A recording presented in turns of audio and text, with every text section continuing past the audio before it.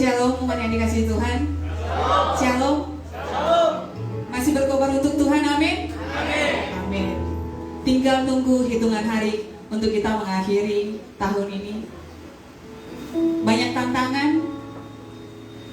ada rasa ingin menyerah.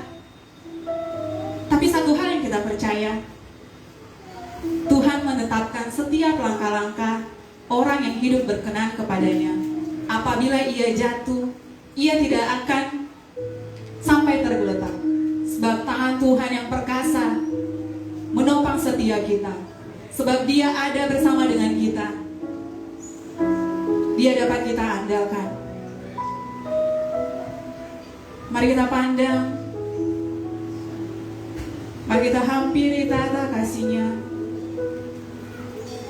Senangkan hatinya lewat penyembahan kita.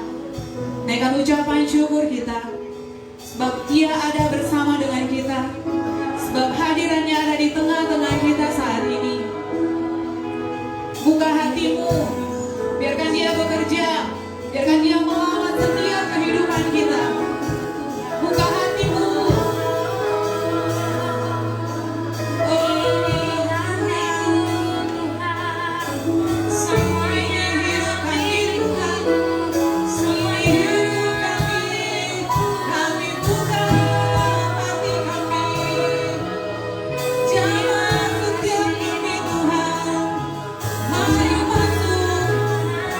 Mari bekerja dalam hidup kami.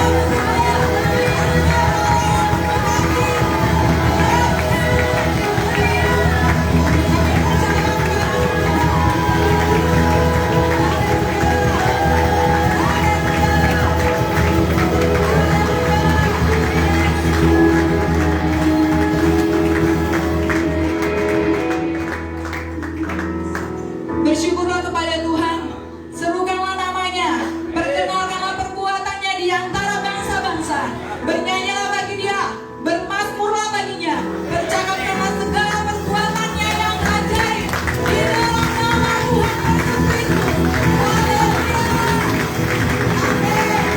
Amin. Kami menyerukan nama Tuhan. Selamat yang kekuatan bagi setiap hari.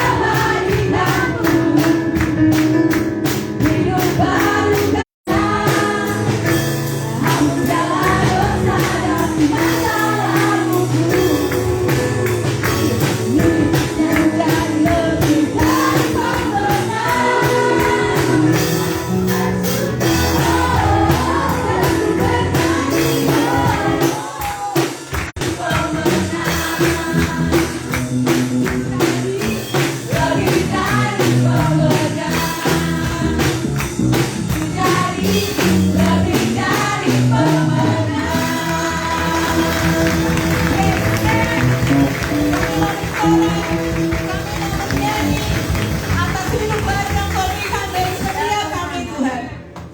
Terima kasih Tuhan. Engkau menghapuskan segala masa lalu kami. Engkau tidak mengingat-ingat lagi segala pelanggaran dan dosa kami. Terima kasih buat kebaikan-Mu yang tidak pernah berakhir dalam kehidupan kami Tuhan.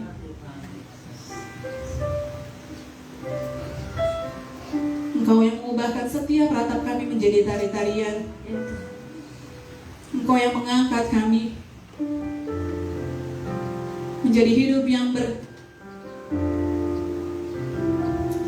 menjadi hidup yang penuh dengan makna Tuhan. Kami spesial, kami istimewa di hadapan-Mu. Kami anak-Mu yang berharga di mata-Mu. Terima kasih buat anugerah-Mu yang luar biasa itu Tuhan. Kami mau pakai hidup kami untuk mempermuliakan nama-Mu, untuk meninggikan Engkau, Raja di atas segala raja. Kami bersyukur Tuhan.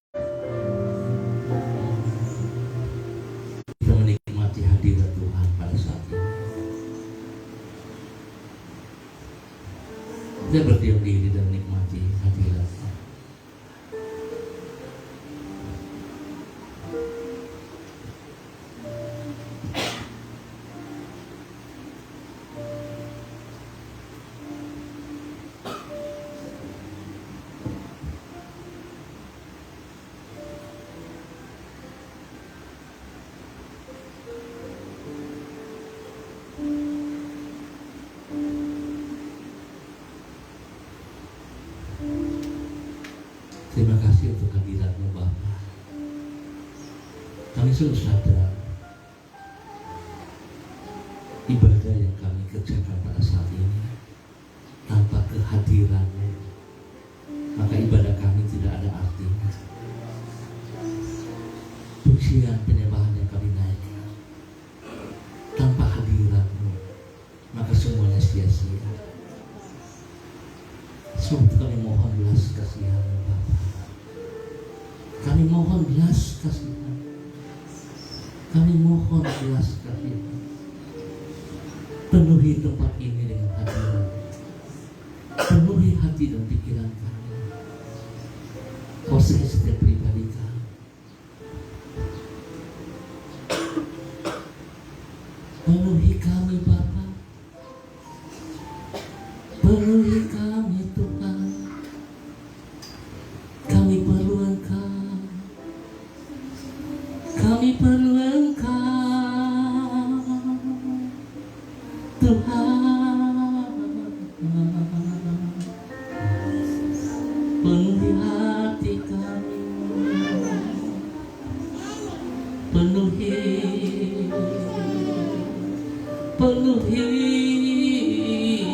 ya Bapa. Kami perlu Engkau, Tuhan. Kami perlu Engkau. Oh Yesus,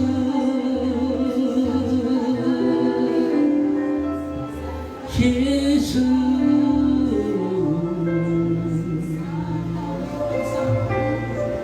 Kami nikmati hadirat-Mu. Terima kasih Tuhan. Terima kasih Bapa. Yesus, Yesus.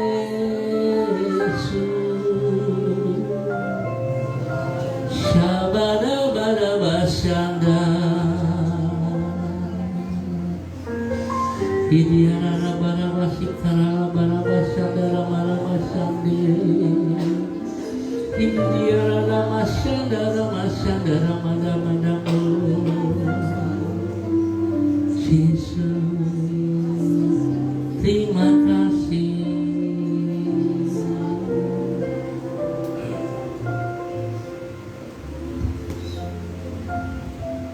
Bapak, terima kasih untuk hadirat-Mu bagi kami semua.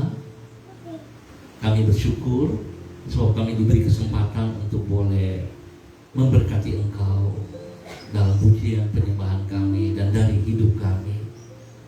Sekalipun kami sungguh sadar bahwa kami sangat terbatas, tetapi keterbatasan kami tidak menghalangi kami untuk boleh menikmati kasih, menikmati anugerah-Mu, dan kami boleh melakukan yang terbaik bagi kemuliaan. Terima kasih Bapa. Kami akan belajar kebenaran firman Tuhan pada saat ini, dan kami minta tuntunan Allah Roh Kudus kepada setiap pribadi kami, supaya apa yang hamba sampaikan berkenan, dan tolong hamba juga untuk boleh berbicara seperti apa yang Engkau kehendaki. Kuasai hati, kuasai tempat ini, kuasai pikiran kami. Tuhan berdaulat penuh.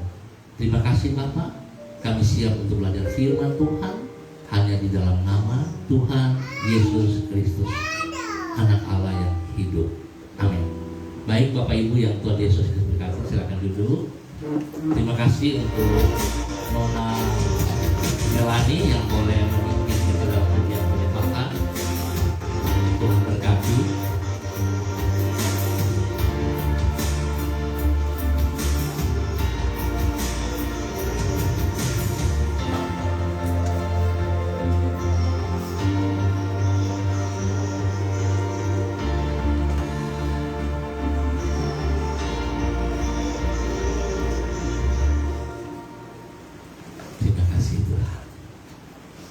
Baik, shalom semuanya.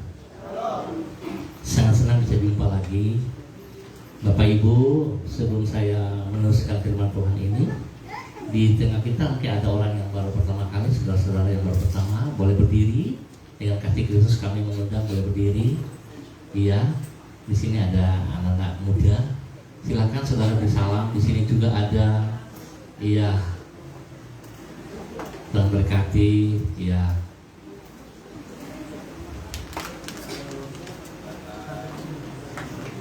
Iya, senang sekali bisa jumpa.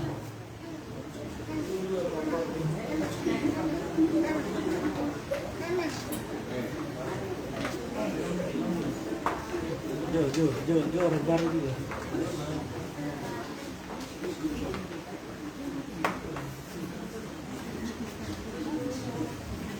Oke, terima kasih. Anda bukan orang asing di tengah kami. Kita keluarga dalam Yesus Kristus. Juga selamat datang bagi Ibu Yuliana, Ibu Yuli, ya, bersama anak Kim. Kim ada ikut sekolah minggu ya?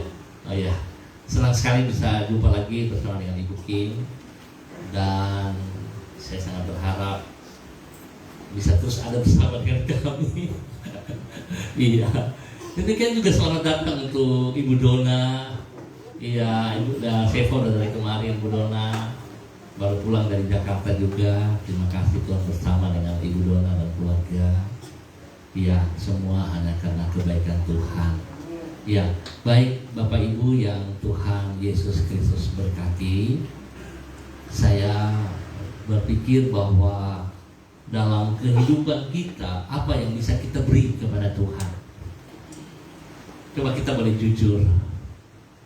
Apakah kecantikan kita, kegantengannya kita, kekayaannya kita, kekuatannya kita, kepintarannya kita, ketenarannya kita, apakah itu bisa memberi sesuatu untuk Tuhan?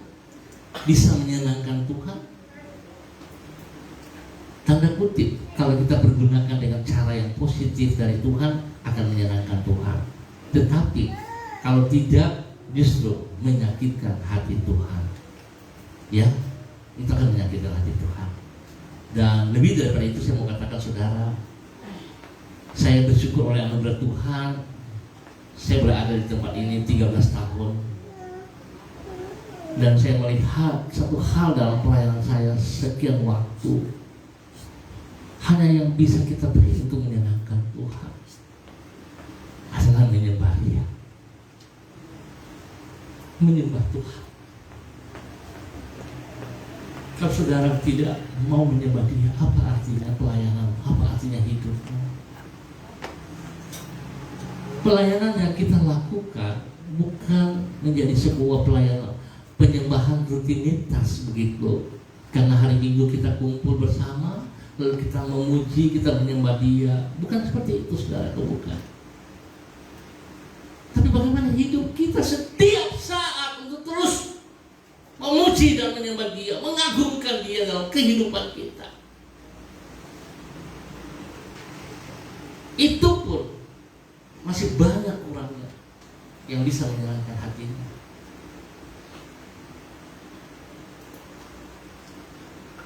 Saya berterima kasih untuk semua proses yang terjadi dalam kehidupan pribadi saya, rumah tangga, dan juga dalam tubuh Kristus yang diisi Manokwari. Secara pribadi saya sebulan sudah mengalami sakit kaki. Semalam saya bicara sama anak Debbie. Debbie bilang, "Papa itu sakit tidak?" Kalau saya boleh jujur, bukan sakit lagi, sangat sakit saudaraku. Ya, saudara bisa lihat warnanya saja merah. Ibu Ellen yang sentuh saya punya kaki, Dokter Ellen, dia tanya, "Sakit Pak?" Saya bilang, "Tidak." Benar ya? Dia bilang tidak, saya bilang tidak. Tapi sesungguhnya sakit, benar-benar sakit. Ada kala saya tidak sadar air mata saya jatuh, saking sakit. Kalau istri saya bertanya, "Cuma tidak sakit." Kalau saya tidak mau menunjukkan kepada dia tentang hal ini, dan saya harus hadapi. Tapi dari semuanya itu saya mau belajar, saudaraku. Pada saat saat kita mengalami tentang persoalan hidup, jangan kita lari dari Tuhan. Jangan kita mengandalkan kekuatan kita sendiri.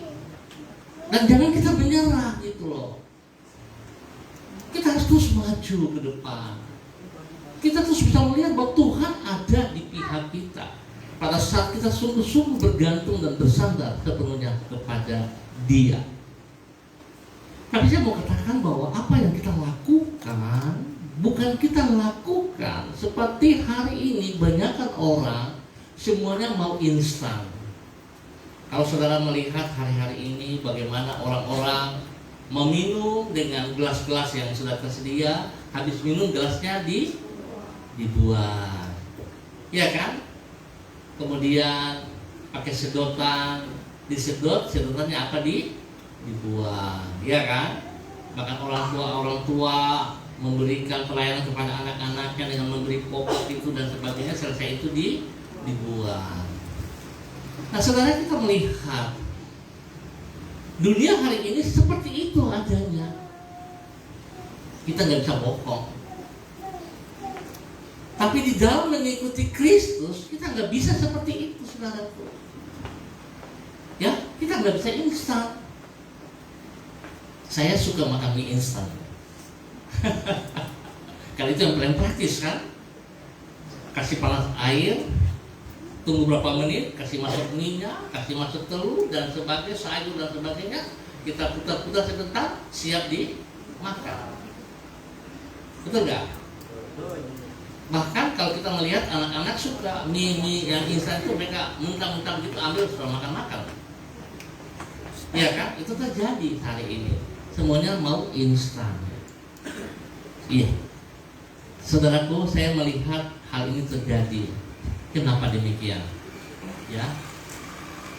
Kenapa bisa demikian, saudara? Oke. Kita lihat dulu, saudara.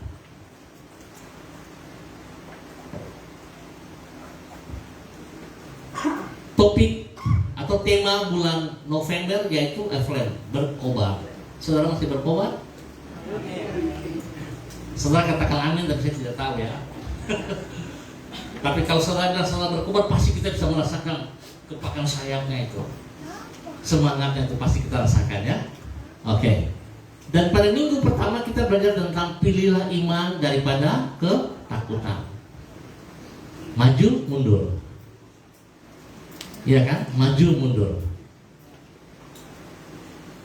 Minggu kedua kita berbicara tentang bangkitkan kekuatan dalam diri kita. Berbicara tentang karunia-karunia yang disediakan Tuhan untuk saudara dan saya. Iya. Dan yang ketiga, kita mengasihi orang yang sulit dikasihi. Mengasihi orang yang sulit dikasihi. Susah loh. Biar kita mau rayu orang bagaimana kalau memang dia nggak mau dikasihi, ya nggak bisa gitu loh. Iya kan? Biarpun kita dipaksa-paksa juga nggak bisa. Iya. Saya renungkan firman Tuhan itu yang ini bagaimana ini mengasihi orang yang apa? Sulit dikasihi. Tapi buktinya Yesus bisa mengasihi kita. Ayo. Yesus mengasihi kita, dia pernah berkata sulit itu saya mengasihi Pak Agung. Sulit gak? Enggak. Saya hanya melihat satu titik nilai. Kita bisa mengasihi orang yang sulit kita kasihi kalau kita memiliki kasih Kristus dalam diri kita. Tanpa kasih Kristus kita gak bisa mengasihi orang lain. Apalagi mengasihi diri kita sendiri. Gak bisa, saudaraku.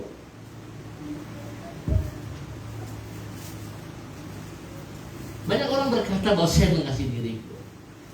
Tapi kalau saudara hidup di dalam tidak karuan, saudara hidup dalam ketidaktertiban, saudara hidup dalam pesta pora, saudara hidup dalam mabok-mabokan, saudara hidup dalam narkoba dan sebagainya, saudara mengatakan saudara mengasihi dirimu, apakah itu benar, saudara? Benar tidak?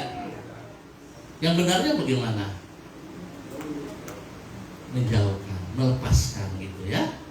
Harusnya kita tidak terikat, tidak terlibat di dalamnya. Ya mungkin itu yang kita lihat secara fakta bahwa ini minuman, mabuk dan sebagainya.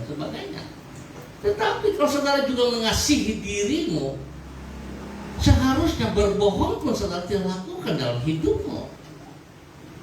Kita menganggap enteng masalah berbohong. Padahal saudara tahu Bapa segala pembohong adalah, kalau kita terus hidup dalam bohong, berarti bukan Bapa kita Yesus Kristus, tapi Bapa kita adalah siapa? Saudara dengar ya? Ya kalau saudara masih mau mempertahankan kebiasaan berbohong, berarti saudara lebih membanggakan Bapa pembohong itu ketimbang Bapa Yesus Kristus. Coba saudara pikirkan itu baik-baik.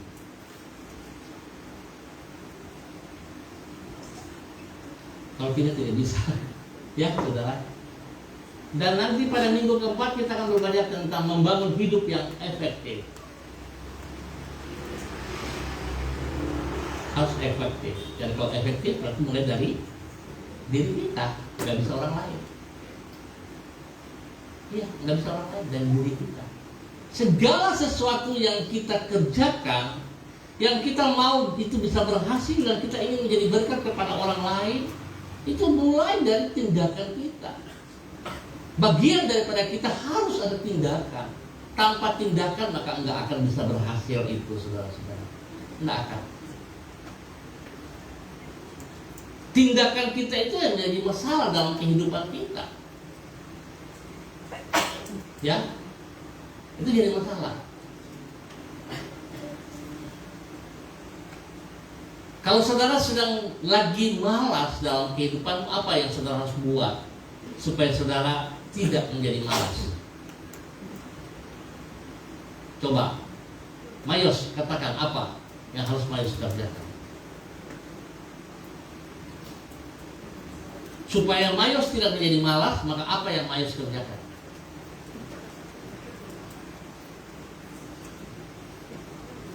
Gimana Mayos? Ya, Membangun relasi dengan Tuhan. mau Membangun relasi dengan Tuhan. membangun relasi dengan Tuhan. Karena 2 minggu yang lalu dia datang kepada saya, Bapak saya ini lagi malasnya minta ampun. Saya tidur dari jam 1 atau jam pagi itu bisa sampai besok pagi gitu loh. Nggak bisa bangun-bangun begitu. Maunya tidur terus saja begitu. Saya pikir bahwa hal itu bukan hanya terjadi untuk Mayos, tapi seringkali terjadi untuk diri kita juga. Iya kan? Seumpamanya sederhana, apakah saudara masih tetap membaca Alkitab atau mengikuti ibadah harian secara rutin? Halo? Masih?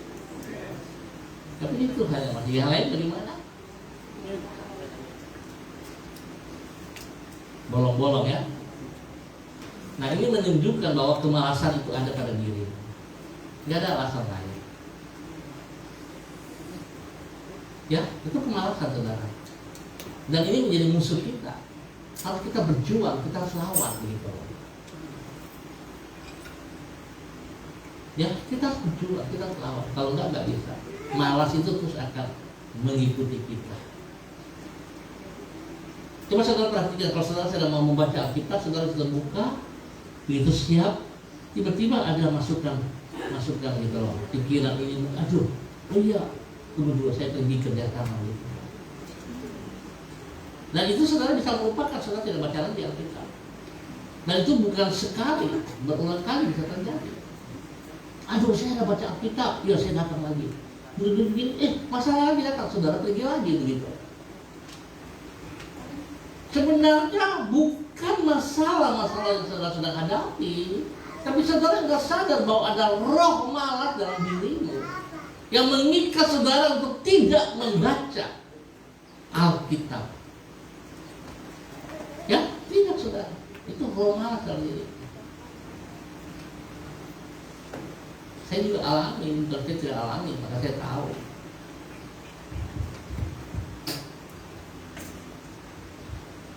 Nah oleh sebab itu perlu perjuangan, kita harus melawan roh malas. Ya. Baca Alkitab penting apa enggak ya? Penting apa enggak? Yang benar ini. Penting tidak? Saya pikir tidak penting ya. Kalau saudara penting, pernahkah saudara membacanya selesai? Ada yang nganggur puji Tuhan. Ya, Bapak Sumidiono 10 kali menyelesaikan pembacaan Alkitab. Anda seperempatnya juga belum. Apakah Anda tidak punya waktu? Saya pikir bohong. Karena roh mana sedang diri.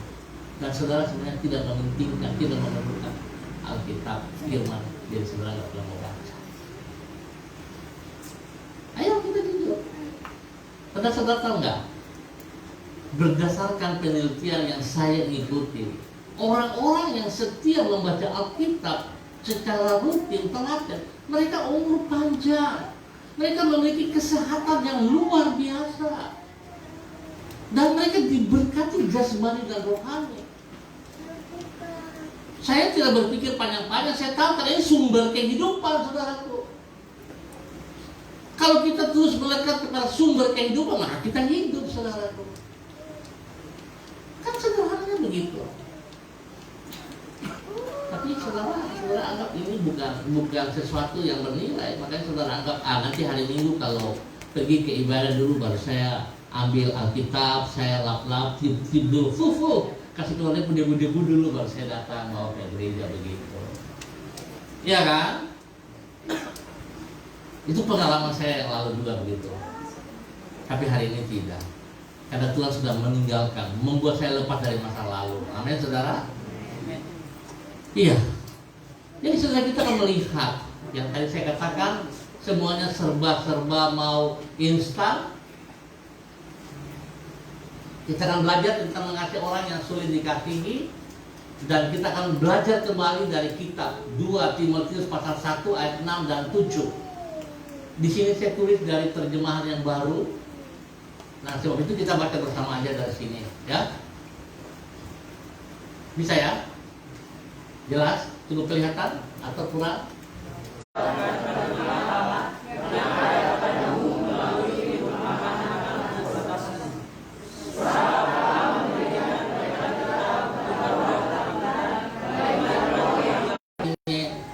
Karunia yang telah Tuhan percayakan kepada saudara, apakah saudara masih mengobarkannya atau tidak? Ya, kita berdoa. Bapa, dalam nama Tuhan Yesus Kristus, hamba mengikat semua roh ngantuk, roh yang mengganggu konsentrasi daripada umat-Mu pada tempat ini. Hamba ikat dan hamba putuskan, hamba tolak keluar dalam nama Tuhan Yesus Kristus. Hamba minta kekuatan kuasa Tuhan berdaulat atas setiap pribadi di tempat ini. Kuasai kami Bapa, berkat firman.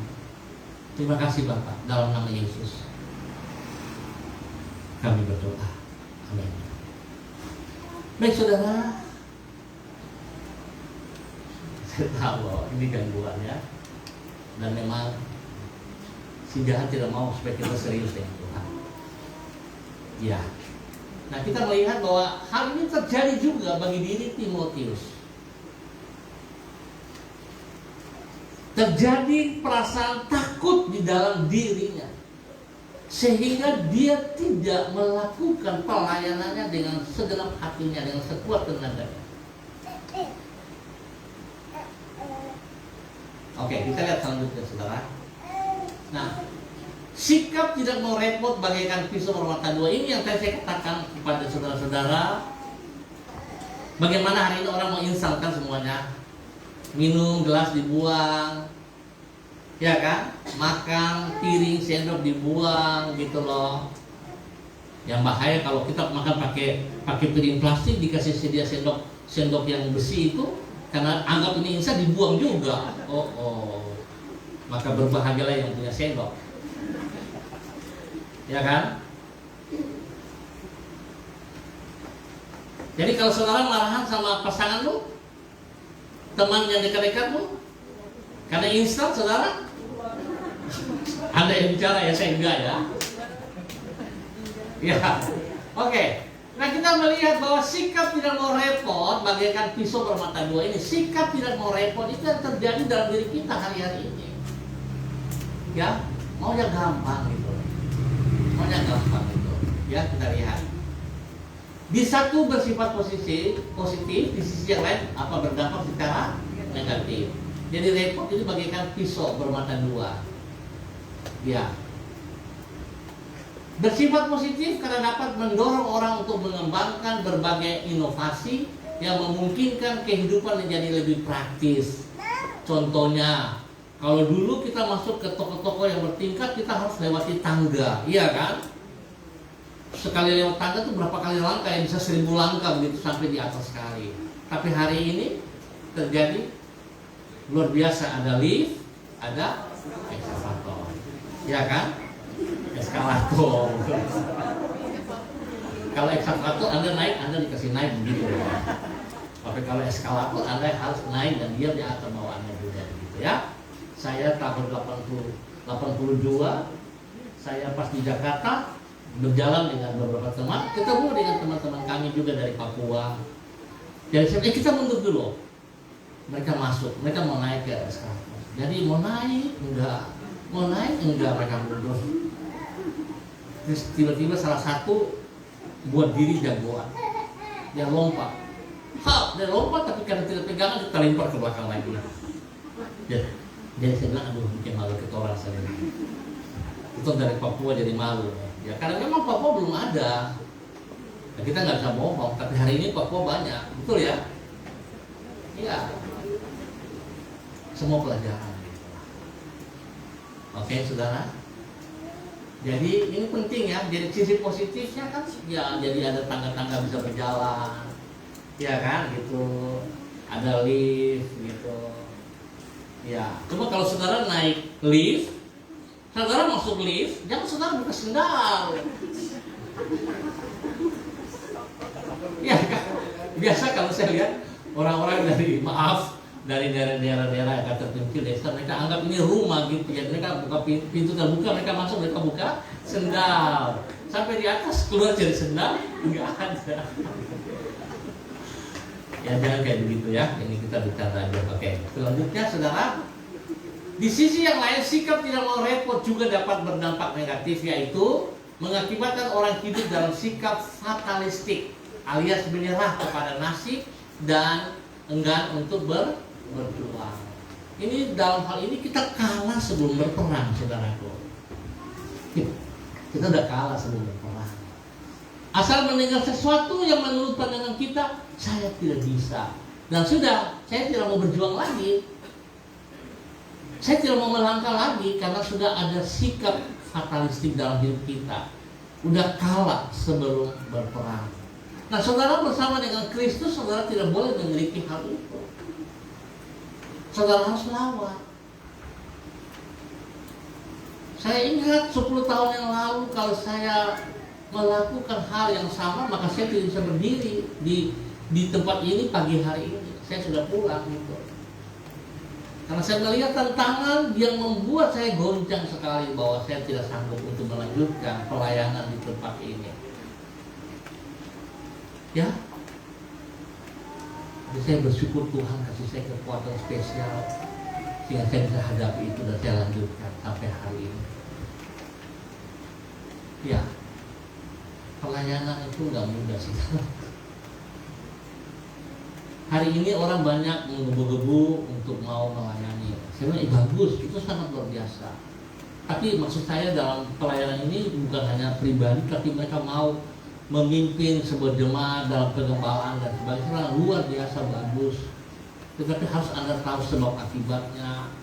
Saudara harus dalam persiapan bagaimana. Ya, saudara jangan berpikir bahwa saya mengembala itu saya datang semuanya sudah tersedia seperti itu. Tidak kayak begitu. Kalau semua sudah tersedia enak kan, gitu. Kita tinggal lanjutin saja kan. Tapi kita mulai dari nol. Kita harus mencari jiwa. Dan satu jiwa itu sangat mahal. Maka saya katakan bahwa jemaat Yang diistilahkan sebagai domba yang ada di dalam ruangan ini adalah milik Tuhan kita Yesus Kristus. Adalah gembala agung yang punya, bukan punya saya. Tanggung jawab saya memelihara. Nah, oleh sebab itu saya juga berusaha sekuat tenaga saya dengan pertolongan Roh Kudus untuk bisa melayani Anda. Dalam segala keterbatasan saya tidak bisa memaksa Anda. Saya juga mau saudara punya sebuah kesadaran.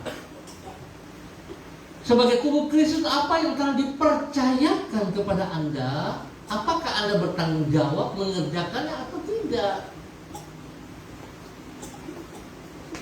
Berulang kali saya katakan, pelayan seharusnya siap, tidak siap harus siap. Tapi kenyataannya saudara berbohong pada saya. Benar. Saudara tidak gentleman untuk laki-laki ya. Kalau tantangan sendiri saudara mau. Saudara tidak berani membayar harga, tetapi saudara menginstal dalam diri pelayanan. Tidak bisa seperti itu. Ya, dalam mengiringi Yesus kita harus berani bayar harga. Baru kita bisa merasakan, menikmati yang artinya mengiringi Yesus. Tanpa membayar harga, saudara tidak bisa melihat arti mengiringi Yesus. Tidak ada, saudara. Ya, nggak bisa.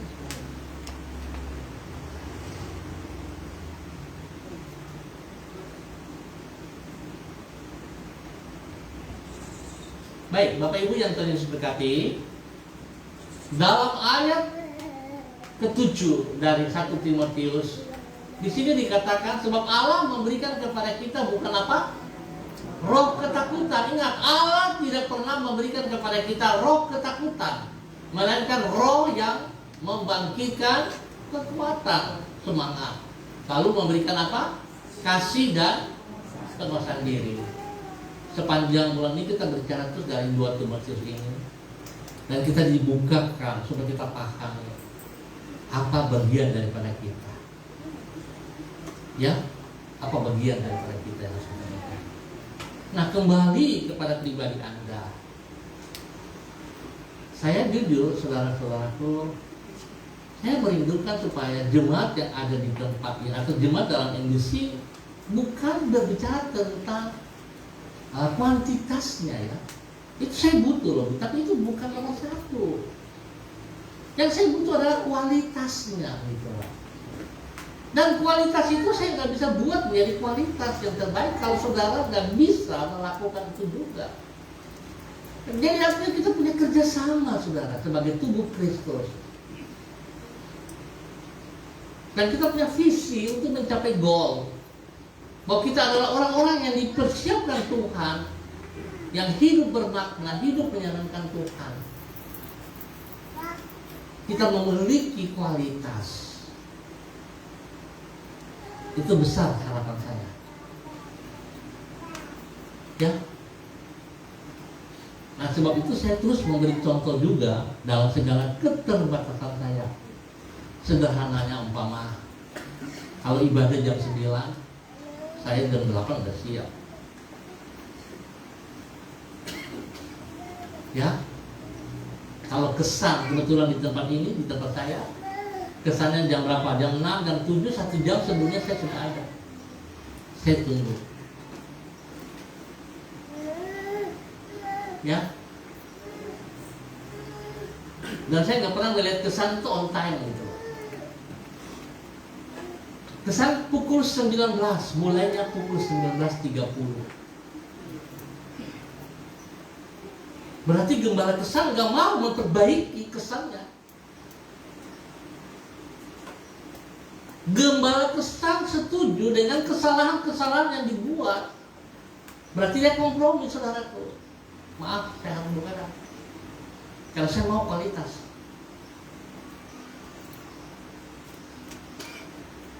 Ya, para asyar umpamanya. Ibadah mulai jam 9, harus dan jam 8 tuh mereka sudah ada di tempat ini, mempersiapkan segala sesuatu. Asyar datang hampir jam 9. Apakah itu asyar? Saya pikir bukan. Ya, oke, jadi kita melihat bahwa Allah memberikan roh yang bukan takut, tapi memberikan kekuatan untuk Timotius. Nah, kita melihat ada 3 hal yang akan kita bahas.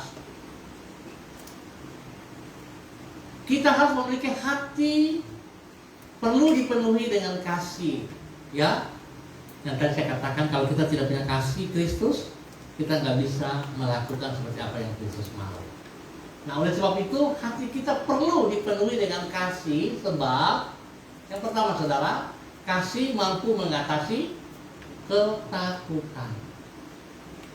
Kalau saudara punya kasih Kristus dalam dirimu, ketakutan-ketakutan saudara tidak menikmati bahwa Tuhan itu ada bersama dengan aku. Saudara nggak bisa menyembah yang benar.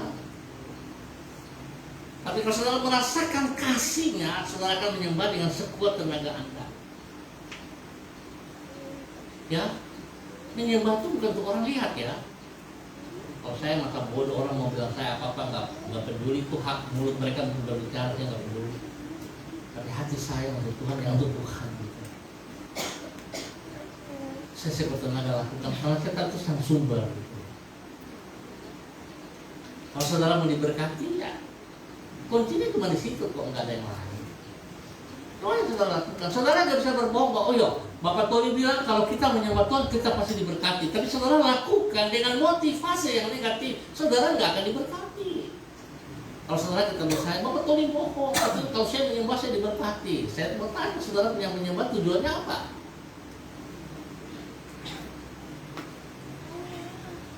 Kalau kita menyembah bukan punya tujuan, kita nggak punya tujuan bahwa untuk meminta, enggak, saudaraku.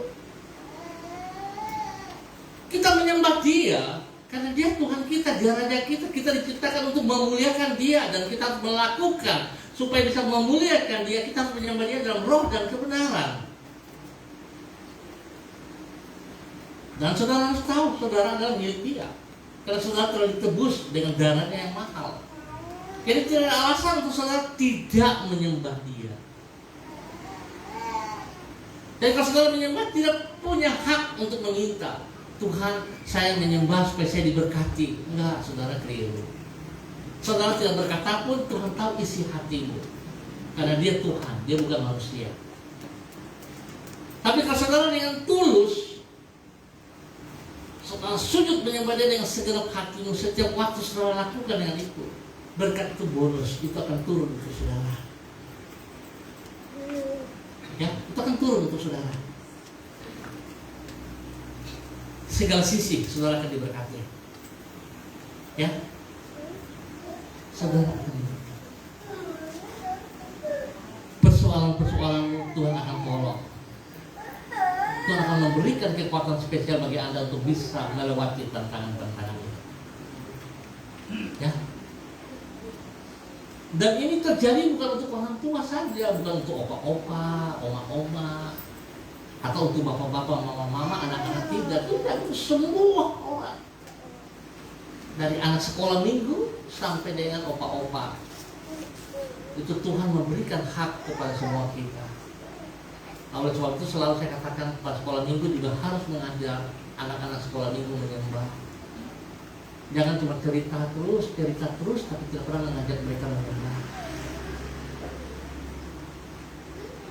Ya, ada waktu bahwa mereka menyembah. Dan saudara akan ketemu kalau mereka sudah serius. Hal yang lucu ya gitu, mereka punya sikap ya. Tapi itulah anak-anak. Kalau saudara masuk ke dalam, saudara bisa merasakan hadirat Tuhan ada di sana. Kalau mereka serius, nanti kalau kita dulu sama-sama ini tiba-tiba ada satu menghadap ke sana, ada satu menghadap ke sini. Baru mereka punya muka itu, wow, bagus sekali gitu. Nah, serius sekali. Dan demikian juga waktu saudara menyembah, sebenarnya itu akan terjadi, saudara. Akan kelihatan vismu, rautmu itu bagaimana, sikapmu, sukacita ada apa enggak? Ya, Oke, kita lihat. Kasih mampu mengatasi apa?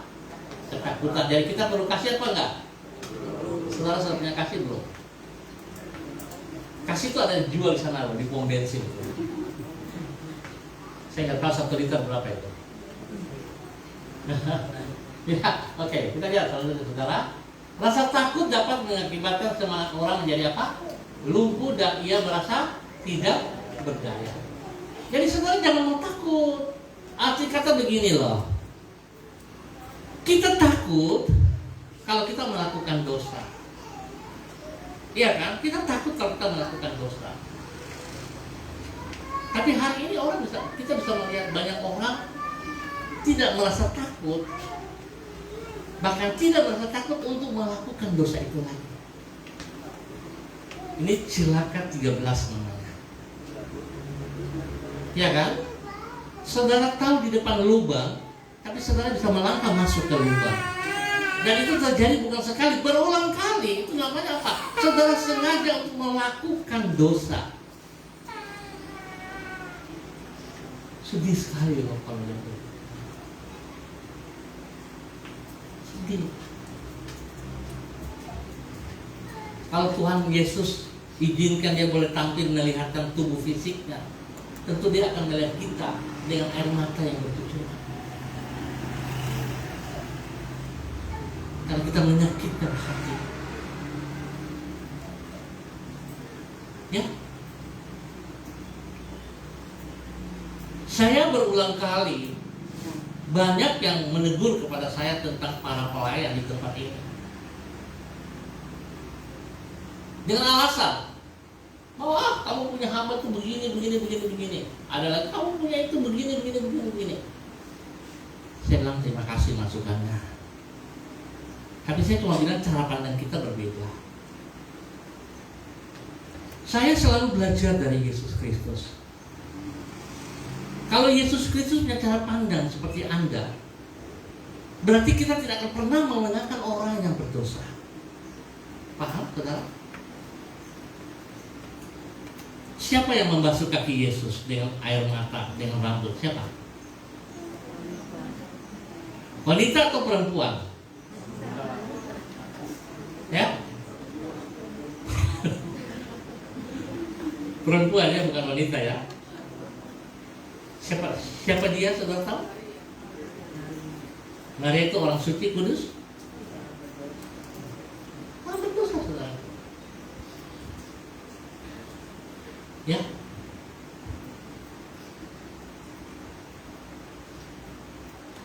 Siapa yang memikul salibnya Yesus, menolong Yesus sampai ke gunung? Siapa? Simon siapa? Bagaimana kondisi orangnya? Bukan orang suci.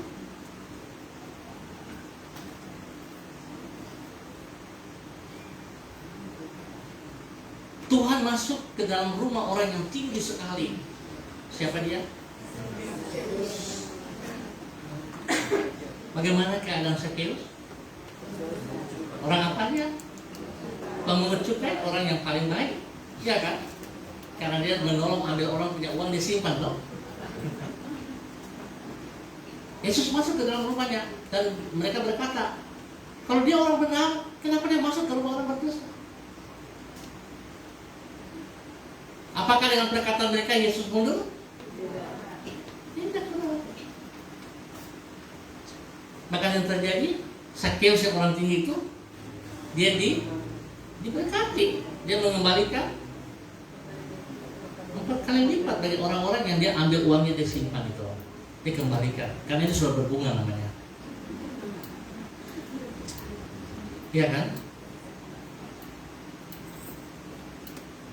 Kalau saya juga melakukan cara seperti itu, saudaraku, yang selalu saya melihat kepada dosa, berarti saya ini sudah lebih daripada Tuhan, saudaraku.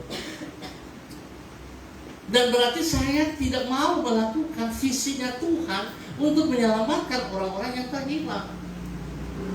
Tetapi ada tanda kutip, semua dikasih batas waktu. Ya, ingat, semua ada batas waktu. Sebab kalau satu saat saudara tidak dipakai lagi, maafkan saya, bukan berarti saya nggak mau pakai, tapi saudara yang tidak mau berubah. Ingat itu baik-baik ya. Satu saat saudara tidak dipakai lagi, bukan karena saya tidak mau, tapi karena saudara tidak mau berubah. Siapapun dia, ya, siapapun dia. Karena saudara melayani orang yang kudus, Yesus Kristus, bukan melayani orang yang berdosa. Saudara diberi kesempatan. Kalau saudara tidak mau berubah, ya maaf. Ya, saya sudah katakan ya, saudara.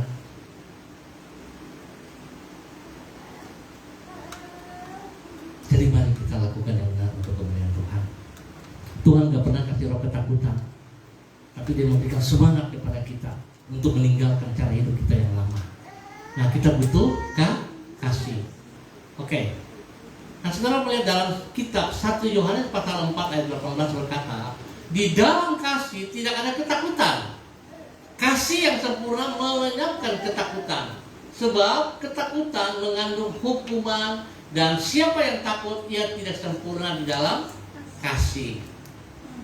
Siapa yang takut dia tidak sempurna dalam kasih. Tapi lucunya itu yang saya bilang ya, kalau bikin dosa tidak pernah takut. Heran sekali ya. Bikin dosa bangga lagi. Saya heran sekali loh gitu.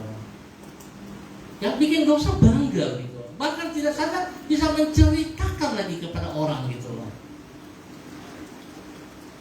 Bagaimana sih caranya begitu?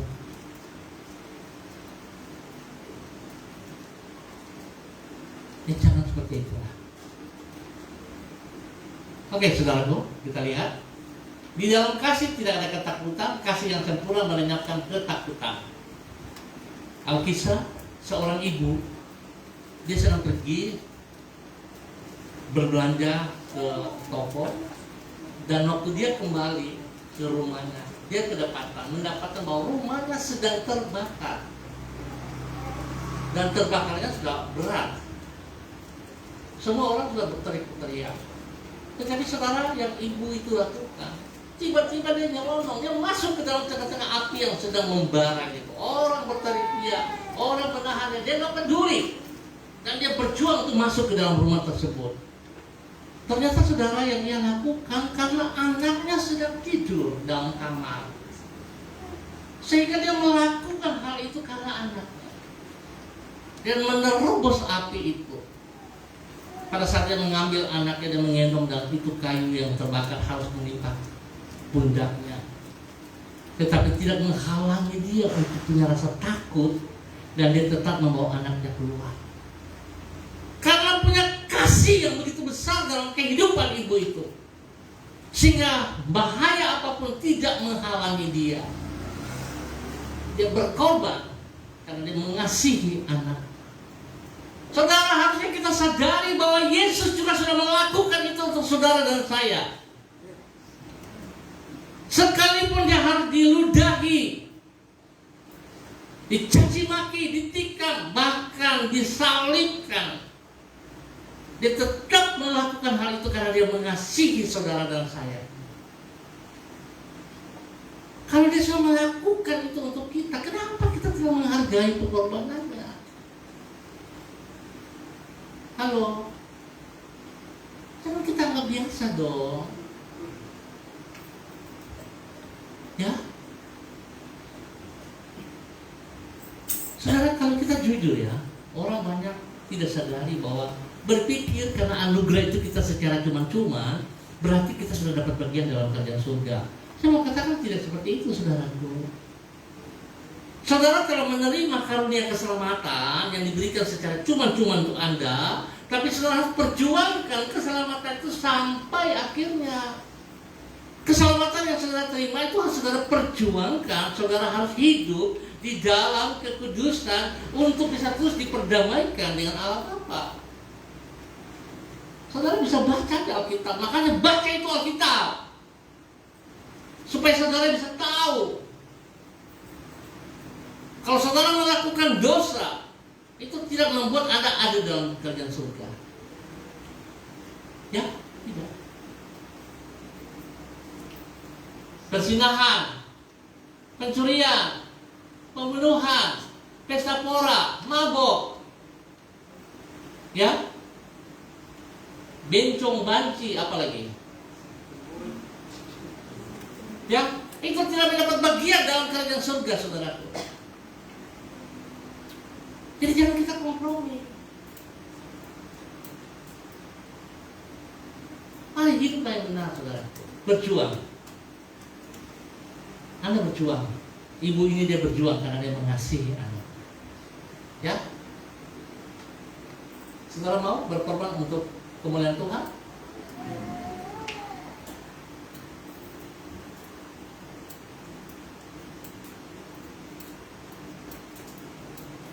Kalau kebetulan Yanti kalau dia sakit, Yanti bikin apa?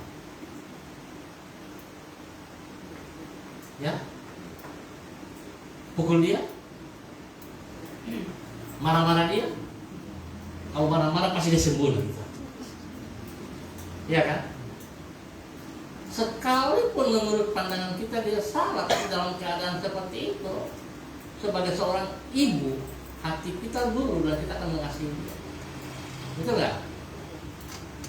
Halo, betul tidak? Saudara-saudara yang punya ibu, karena saya tidak merasakan kasih ibu seperti itu, saya tidak tahu bagaimana. Ya, saya tidak merasakan. Tapi saudara yang merasakan bagaimana saudara? Maka saudara harus menghormati orang tuamu, ibumu terutama.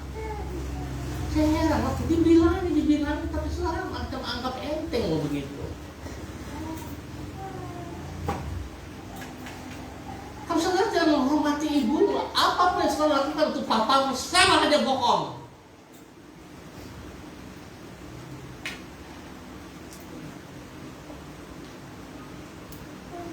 Ya, kita harus tahu batas-batasnya, saudara. Kenapa demikian saya katakan? Karena ibu itu yang melahirkan Anda, bukan bapamu. Ibu itu waktu melahirkan mempertaruhkan nyawanya antara mati dan tidak. Coba saudara perhatikan hari ini, seorang ibu. Sekalipun Anda telah berhasil berbahagia, apakah dia pernah tanda tangan untuk Anda? Dia ikut berbahagia, saudara. Dia bangga gitu loh.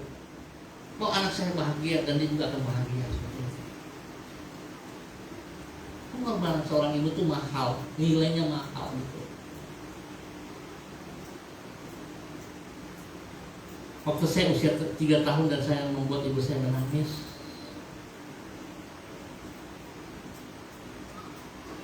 saya minta maaf.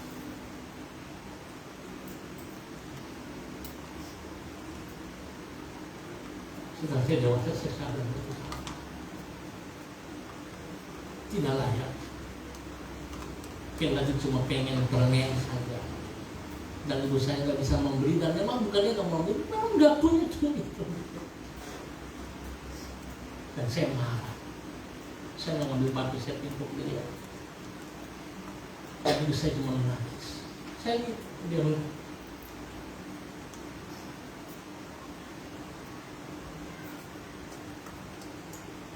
sesuatu yang sangat salah. Saudara jangan kayak begitu, tidak benar.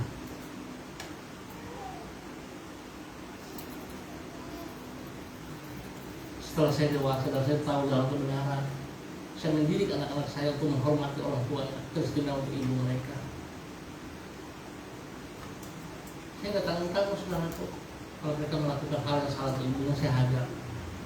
Sampai hari ini saya hajar karena saya mengasihi mereka. Bukan saya membela kesalahan-kesalahan yang mereka buat, enggak. Ketakutan seringkali membuat kita tidak bisa menyatakan kebenaran itu, saudara-saudaraku. Ketakutan yang bukan dari Tuhan, ketakutan yang datang dari diri kita sendiri. Karena ada kepentingan dari diri kita sendiri membuat kita tidak bisa menyatakan kebenaran itu. Dan seharusnya kita bisa melepaskan hal itu.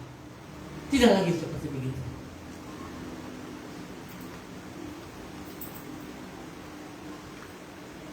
Saya sampai renung-renungkan, saya takut apa sih? Kalau Tuhan itu, saya kenapa saya harus takut? Adakah bisa di antara saudara yang bisa mengekang bahwa Tuhan tidak mengambil hidup? Ada bisa nggak? Segala saudara punya kelebihan, saudara mau pakai sistem apapun di dalam kesehatan, saudara mau pergunakan untuk tidak supaya napasmu putus. Ada nggak setan? Kalau Tuhan mau ngambil kita, setiap saat Dia ngambil, karena itu haknya, kedaulatannya saudaraku. Tapi pernah kita berpikir nggak, selama kita diberi kesempatan kita bisa menyenangkan hati Dia atau tidak?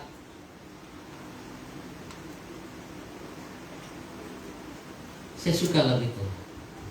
Hidup ini adalah kesempatan. Hidup ini untuk melayani Tuhan. Coba kalau saudara perhatikan saudara-saudara kalau menyanyi, serius sekali loh begitu. Saya tidak lakukan dalam itu. Kesempatan yang tidak dipergunakan untuk memuliakan Tuhan. Kesempatan yang dipakai untuk menyenangkan dunia. Itu yang membuat kita timbul rasa takut dan sebagainya. Kita akan lihat selanjutnya, saudaraku. Roh Kudus membangkitkan kasih dan kasih mampu mengatasi ketakutan. Kalau saudara sadari, Roh Kudus ada dalam dirimu. Kemarin Bapak Agung cukup jelas bertanya, Roh Kudus ada di mana? Ya, ada dalam diri kita. Karunia-karunia yang ada pada dirimu itu adalah pemberian daripada. Jadi kita nggak bisa memaksa Roh Kudus untuk memiliki sebuah karunia. Saudara nggak bisa, saudaraku. Kita bisa berdoa dan memohon kepada Roh Kudus. Kalau Dia berkenan untuk memberi, Dia akan memberi. Tapi kalau tidak bisa, saudaraku. Karena itu adalah kedaulatannya Dia. Dan biasanya Roh Kudus akan memberikan karunia-karunia untuk memperlengkapi gereja Tuhan, untuk menyatakan kuasanya. Ya. Nah, sebab itu kita harus jelas, saudara. Tidak gampang untuk memiliki sebuah karunia. Tidak gampang. Ya, tidak gampang.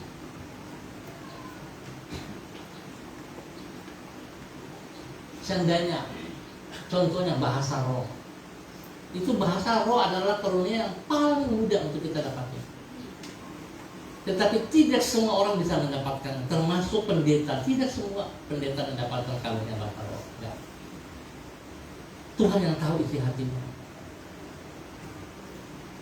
Ya, Tuhan yang tahu. Apabila api Roh Kudus berkobar dalam hati Timotius, sehingga hatinya diliputi dengan kasih, maka kesukaran yang besar apapun tidak akan membuat Timotius merasa takut. Saudara tahu kenapa Timotius takut? Masih ingat cerita dari Bapak Agung? Dia berada di Efesus. Efesus daerah apa? Penyembahan berhala, ya kan?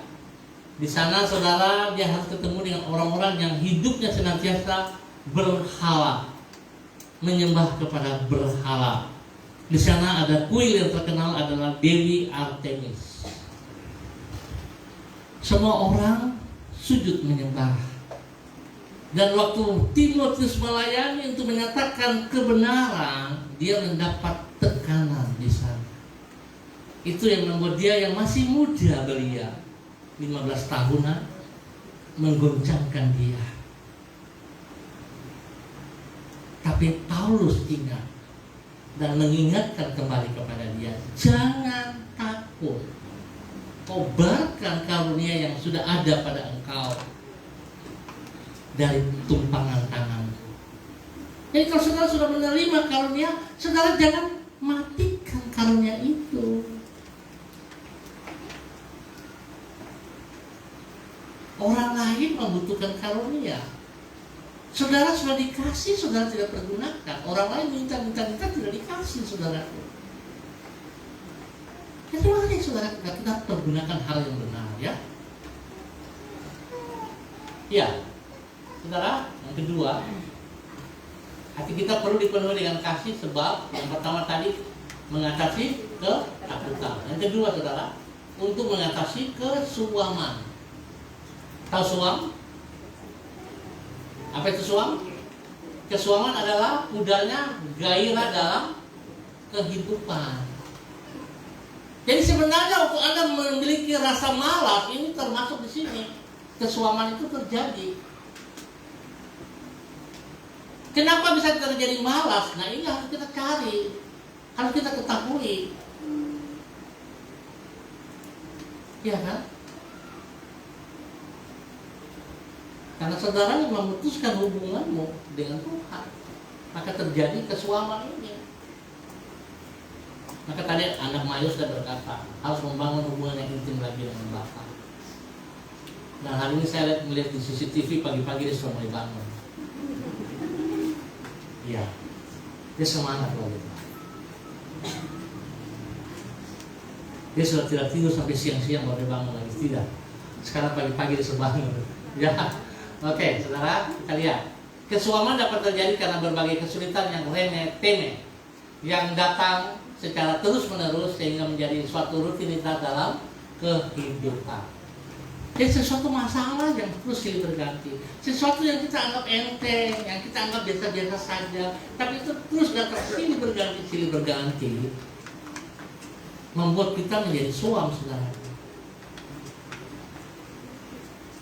Ya, membuat kita jadi malas, ya kan? Nah, di dalam ayat ke-7 dikatakan sebab Allah memberikan kepada kita bukan roh ketakutan, melainkan apa? Roh yang membangkitkan kekuatan.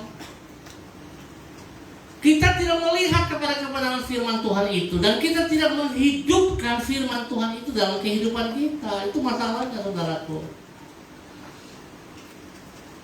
Saya sempat berbicara dengan Bapak Donald, karena saya tahu betul awal Pak Donald bersama dengan kami, Tuhan kasih dia kuasa, punya karunia kesembuhan, dan itu terjadi. Dia berdoa untuk beberapa orang itu sembuh seketika, ya, terjadi kesembuhan seketika. Tapi hari ini dia berdoa untuk dirinya sendiri nggak sembuh. Kenapa demikian? Karena terjadi kesuaman. Dia kompromi dengan kesuaman. Kalau dia tidak mau meninggalkan hal ini, maka akan terpuruk terjadi dalam kehidupannya. Bapak Donald harus melawan, melepaskan kesuaman dan kembali menghidupkan, mengaktifkan kembali karunia yang sudah Tuhan percayakan kepada Bapak Donald. Ya, Tuhan gak peduli dengan masa lalu Bapak Donald. Tuhan gak peduli dengan masa lalu kita, saudara-saudaraku. Kalau kita datang kepada Dia dengan segenap hati, mau mengakui kesalahan masa lalu kita, Ibrani pasal 10 ayat 17 berkata, maka aku melupakan semua dosa-dosa kita itu. Dia tidak mengingat lagi. Tapi justru karena seringkali yang kita datang kepada Tuhan bukan dengan segenap hati, tapi dengan kebohongan. Seakan-akan kita mengakui dosa kita, kita mau melepaskan masa lalu kita, tetapi itu hanya di mulut bibir. Tindakan kita enggak seperti yang Tuhan harapkan. Dan ini harus kita berani melepaskannya, karena Tuhan sedang mau memakai saudara. Tuhan mau menyatakan kebenaran lewat pribadimu untuk memenangkan jiwa-jiwa. Tapi kalau saudara tidak mau bertindak, berarti saudara yang tidak mau dipakai. Pertanyaan saya, memangnya saudara siapa? Ya, saudara siapa sih?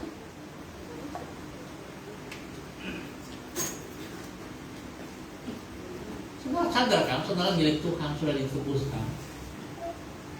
Kalau Tuhan mau pakai saudara, itu saudara ogah-ogahan. Saudara siapa begitu?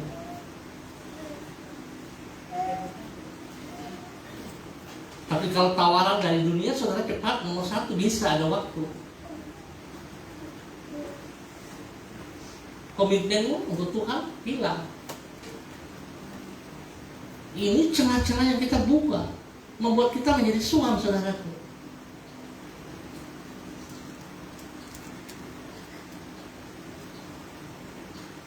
Iya, saudara-saudara di luar sana tidak mengikuti firman yang baik baru masuk. Sayang sekali.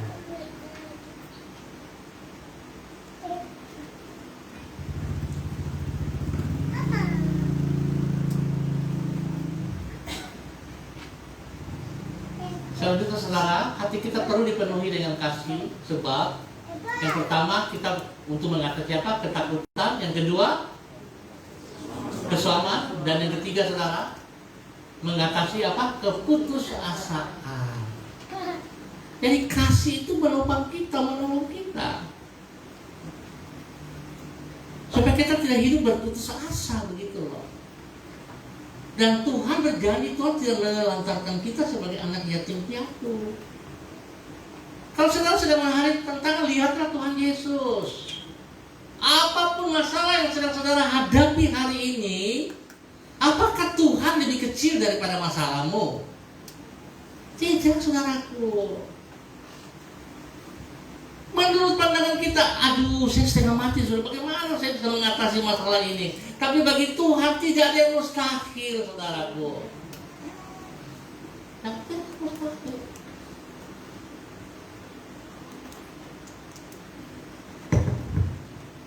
Saya bergumul tuh saudara-saudara dan saudara-saudara saya yang lain dari luar.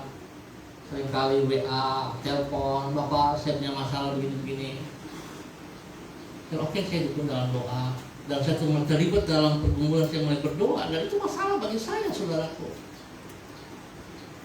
Yang saya inginkan melihat mereka bisa lepas. Tetapi saya tidak bisa menyenangkan mereka dengan keterbatasan saya. Saya tidak bisa melebihi daripada Tuhan. Nah, saudara juga demikian. Saudara punya masalah, saudara tetap berjuang. Sekalipun saudara sadar bahwa saya tidak bisa melebihi daripada Tuhan. Tapi tindakan saudara untuk mau bertindak, itu menunjukkan bahwa saya punya iman, Tuhan akan menolong saya. Tapi kalau tidak bisa, saudara. Kita mau dibebaskan, kita mau diberkati, tapi kita tidak mau bertindak, ya nggak bisa. Nggak akan bisa. Saudara tahu, saudara harus melepaskan sesuatu yang bukan milikmu. Saudara harus melepaskan sesuatu yang Tuhan tidak inginkan. Saudara tahu, tapi saudara pura-pura tidak tahu. Itu masalahnya. Saudara terus mempertahankan dengan segala 1001 alasan. Karena begini, karena begini, karena begitu, karena begitu. Dan saudara merasa bahwa apa yang saudara ungkapkan itu benar adanya. Padahal salah total. Ya, salah total. Mari, saudaraku, kita lakukan benar. Kasih itu bukan pura-pura, betul ya? Atau pura-pura? Bisa, saudara.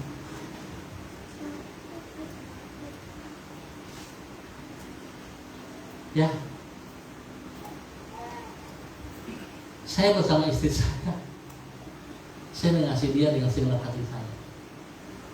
Dia mau bikin model apapun kepada saya nggak peduli. Biasa ibu juga suka iseng-iseng sama saya begitu, saya nggak peduli. Karena saya tahu saya mengasihi dia, dan dia tahu itu betul bahwa saya mengasihi dia. Tapi saya tidak kompromi dengan dosa, ya, ingat. Kalau istri saya buat kesalahan, saya akan kasih tahu kepada dia. Tidak tunda-tunda, tidak ada kompromi. Dan saya senang karena dia mau memahami dan dia mau melepaskan dosa. Ya. Contoh sederhana aja.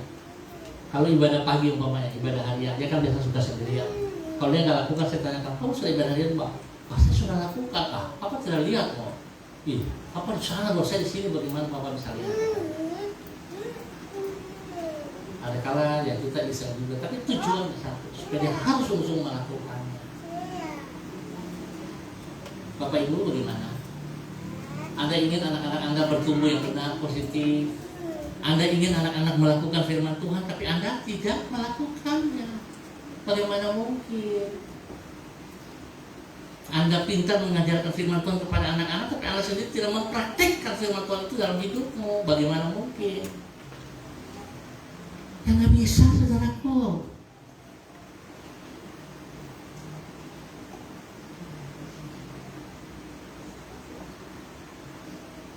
Pengkhotbah, pendoa, WL, sebenarnya kapasitinya sama, saudaraku. Memberitakan firman. Cuma saudara perhatikan baik-baik. Kalau khotbah mungkin lebih banyak kita lihat kepada pengetahuan. Kalau berdoa lebih banyak kita lihat kepada iman, berpasrah. Dalam WL lebih banyak kita lihat kepada pujian, penyembahan yang kita lakukan. Tetapi saudara-saudara yang saudara lakukan, kata-kata yang saudara keluarkan, kata-kata apa saudara? Bukankah itu firman Tuhan? Amin, saudara? Nah, kalau Anda seorang WL mengeluarkan kata-kata dari firman Tuhan, tapi hidup nggak sesuai, bagaimana? Cocok, saudara? Nggak cocok.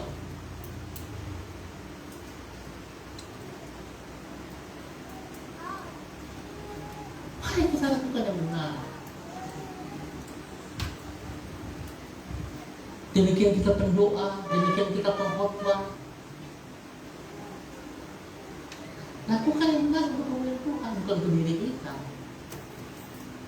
Ya, bukan untuk diri kita. Saya mengasihi saudara, dan saya mau melihat saudara terus mengalami pertumbuhan yang sehat dan kuat. Dan saudara harus menjadi berkat, bukan untuk dirimu sendiri. Saudara tidak boleh puas dengan apa yang ada pada dirimu, nggak boleh, saudaraku. Kalau saudara puas untuk dirimu sendiri, saudara jahat di mata Tuhan. Tapi apa yang Tuhan percayakan kepada Anda itu Anda harus bagikan kepada dunia sana. Baik itu pujian penyembahanmu, baik itu doamu, baik itu khotbahmu, saudara harus bagikan itu.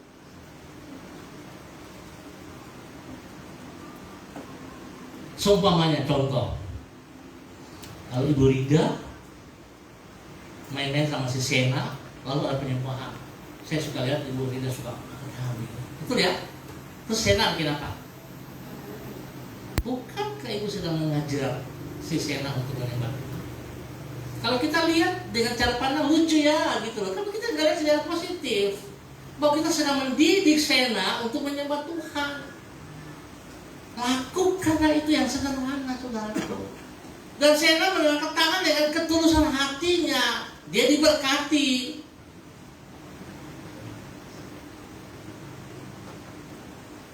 Jangan kita lihat lucunya gitu loh, imut-imut, gemas, cubit dia stop penyembahan. Saudara ini kacau. Dia mau menyembah Tuhan, saudara yang menghalangi dia menyembah Tuhan. Jadi tolong, ini kesempatan bagi anak-anak kita yang kecil juga menyembah Tuhan. Kalau saudara di rumah bersama dengan mereka, ayo ajak menyembah sini, duduk dengan oma, duduk dengan mama, duduk dengan papa, kita menyembah Tuhan ya. Angkat tangan, kita menyanyi. Sebentar-sebentar kita lirik dia bagaimana apa yang dia lakukan, kita ajar dia. Kalau itu sudah kita tanamkan ke dia, wow, luar biasa sekali. Dia akan menjadi pemuji dan penyembah yang luar biasa. Ya. Kita ini kan semua rata-rata ketinggalan kereta ya. Saya nggak tahu kalau saudara-saudara. Saya katakan saya 43 tahun baru saya mengenal Yesus Kristus. 43 tahun loh, masih muda. Oleh sebab itu saya begitu menghormati apa yang Tuhan percayakan kepada saya hari ini. Saya nggak main-main. Karena untuk mendapat keselamatan itu enggak gampang, saudaraku. Hampir sama kepada kesaksian Bapak Sumiono. Enggak ada orang itu yang datang nawarin saya, ngajak saya untuk mengenal Yesus Kristus. Boro-boro saya minta izin saja sama saya, Om, saya mau ikut sekolah minggu. Apa sekolah minggu? Kamu punya pekerjaan itu belum selesai. Kerja dulu. Saya harus bekerja dulu dan enggak jadi ke sekolah minggu. Waktu Natal mereka teman-teman, sebentar aku pakai baju baru kan. Saya cuma diam saja begitu. Saya bilang pakai baju baru, saya dapat izin pergi saja sudah terima kasih, apalagi pakai baju baru. Dan waktu jamnya berbunyi, karena kebetulan gereja dekat kami bunyi alarm keteng dan saya punya air mata jatuh. Itu saja yang saudara. Kalau saudara hari ini mendapat kebebasan, pergunakan kesempatan itu sebaik mungkin. Jangan sia-siakan. Ya, jangan sia-siakan. Karena kita diberi waktu, semua ada waktu terbatas. Di mana saat Tuhan memanggil kita kembali, dan kalau kita tidak bisa menyenangkan hatinya, betapa bodohnya kita. Ya, betapa bodohnya kita.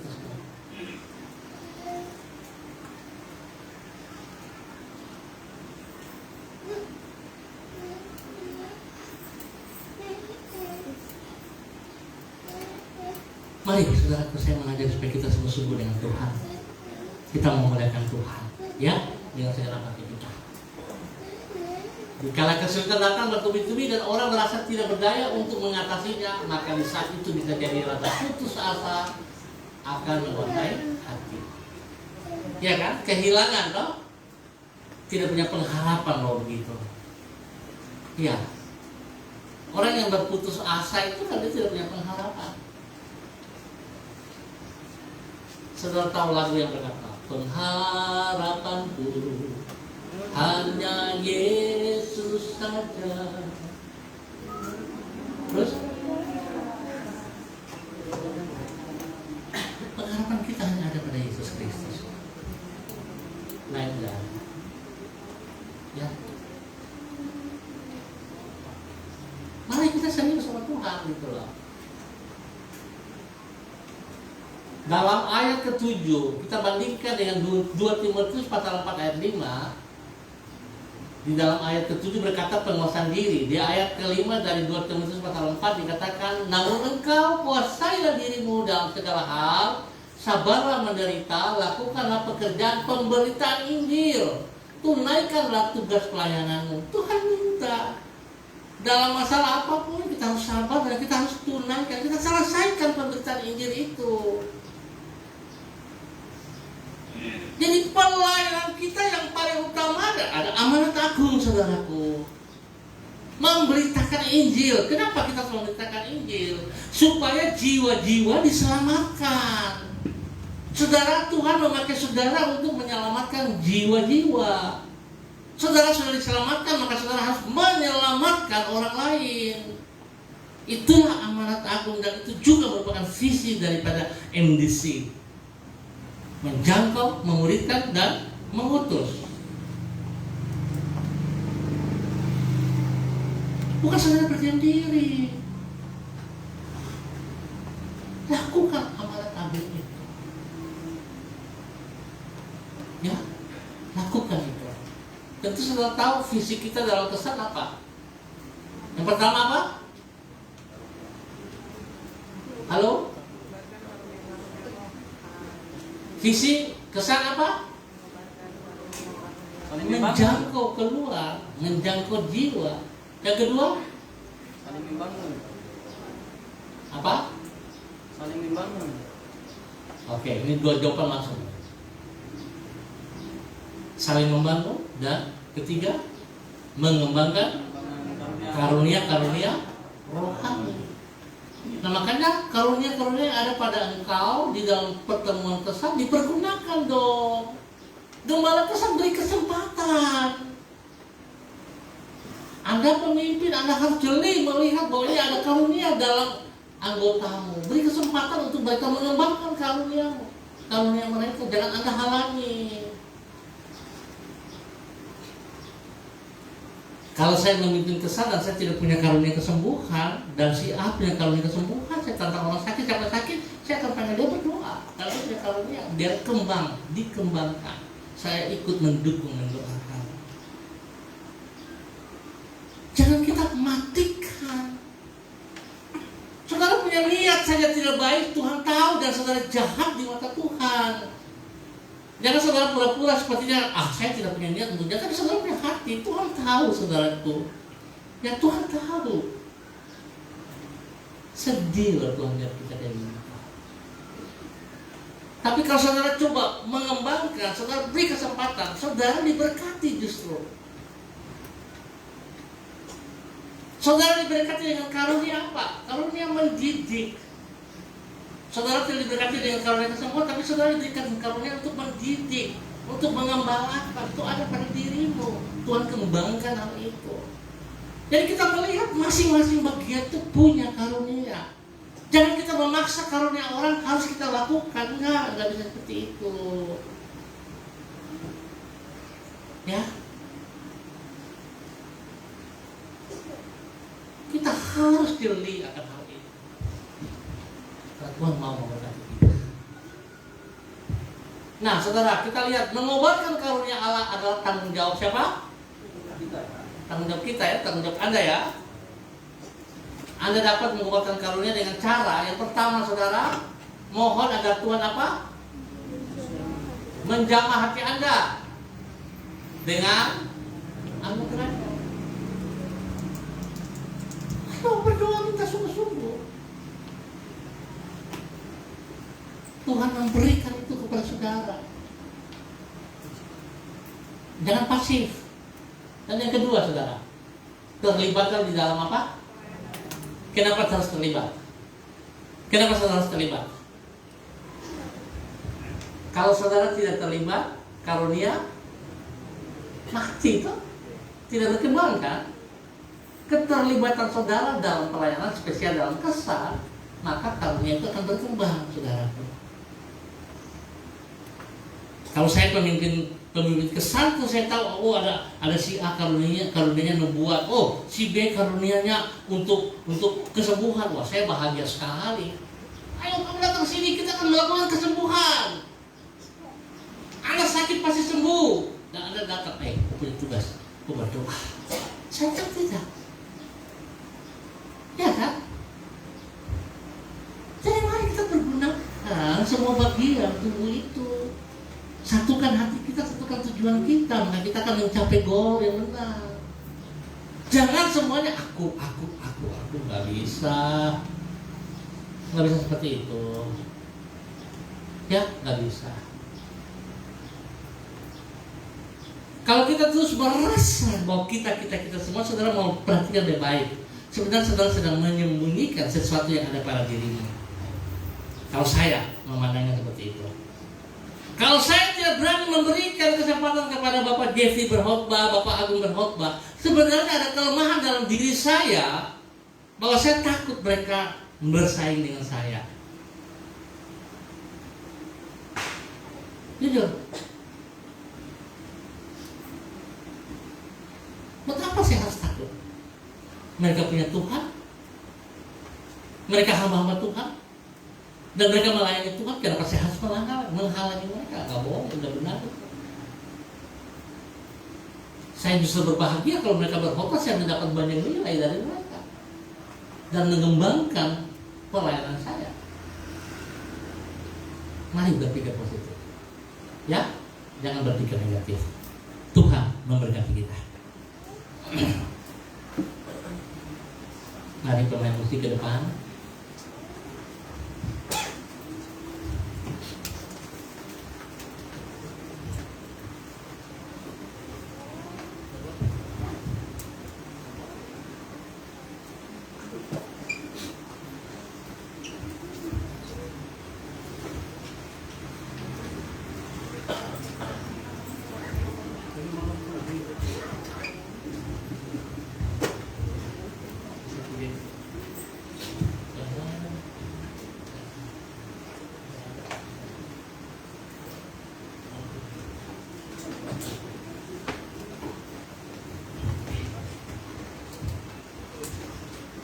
Mari saudara, kita siapkan hati kita.